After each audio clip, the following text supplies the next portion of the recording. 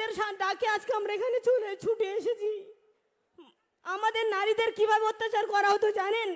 রাতের অন্ধকারে ডেকে নিয়ে যাওয়া হতো পিঠে বানানোর নাম করে। সেখানে গিয়ে আমাদের নারীদের ইজ্জত লুণ্ঠন হতো। সন্দেশখালী মায়েদের ইজ্জত লুণ্ঠন করেছে। যে পুলিশরা নিশীথের হয়ে কাজ করছে, আরে নিশীথের পুলিশ লাগে না। যে পুলিশরা নিরপেক্ষভাবে কাজ করছে, সিআরপিসি আইপিসি মেনে কাজ করছে, তাদেরকে নিশীথের বাড়ি পাঠিয়ে দেবে আর তিনি নাকি দেখে নেবেন। আমি বলে গেলাম, ভরসা করেন তো? বিধানসভায় ৭৭টা এমএলএ নিয়ে কি করেছি দেখেছেন? যেদিন বিধানসভার সেশন থাকে আমাকে সাসপেন্ড করে, সঙ্গে মিহিরদাকেও সাসপেন্ড করে, আমাদেরকে বাইরে রাখতে হয়। বিরোধী দলনেতার ভয়ে বিধানসভায় আসে না। এই চোর মুখ্যমন্ত্রী বিধানসভায় ঢুকতে ভয় পায়। আমি বলে গেলাম, শুনে রাখুন পিসিমণি, আপনার সরকারটাই থাকবে না।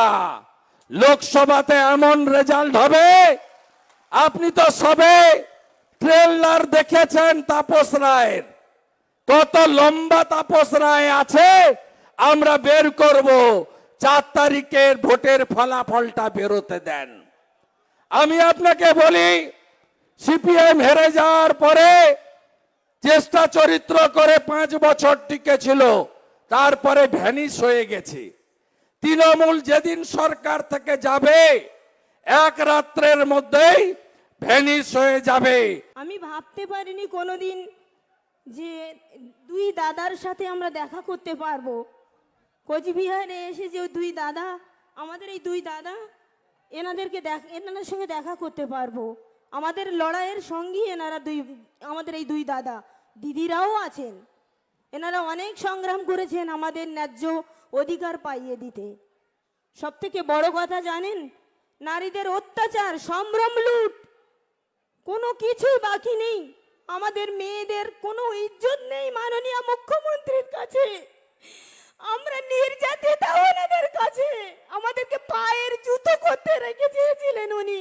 একদিনও যাননি আমাদের কষ্টের কথা শোনার জন্যে। উনি যাননি, একদিনও যাননি। গিয়েছিলেন এই মহান পুরুষ, গিয়েছিলেন, আর গিয়েছিলেন মোদিজি। তাই ওনাদের ডাকে আজকে আমরা এখানে ছুটে এসেছি। আমাদের নারীদের কিভাবে অত্যাচার করা হতো জানেন? রাতের অন্ধকারে ডেকে নিয়ে যাওয়া হতো পিঠে বানানোর নাম করে। সেখানে গিয়ে আমাদের নারীদের ইজ্জত লুণ্ঠন হতো।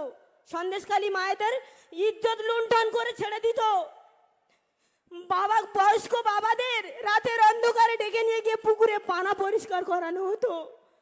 ভ্যানওয়ালা রিক্সাওয়ালা ভাইদের জোর করে নিয়ে যাওয়া হতো। কেউ যদি যেতে না চাইতো, ল্যাম্পপোস্টের গায়ে বেঁধে পিটতো। শুধু এতেই শান্ত থাকেননি মাননীয়া, ওনার পুলিশ বাহিনী দিয়ে নারীদের উপর অত্যাচার করেছেন, একের পর এক কেস দিয়ে জেলে ঢুকিয়েছেন। আর ওনার ওই দুলালের পুত্রদের উনি সিকিউরিটি গার্ড দিয়ে সুরক্ষিত রেখেছিলেন। অত্যাচার করেছে সাধারণ মানুষ, আর আদর করছেন ওই দুলালদের। মাননীয়া, আমি আপাতত এই পর্যন্ত আপনাদের কাছে বলেন নমস্কার।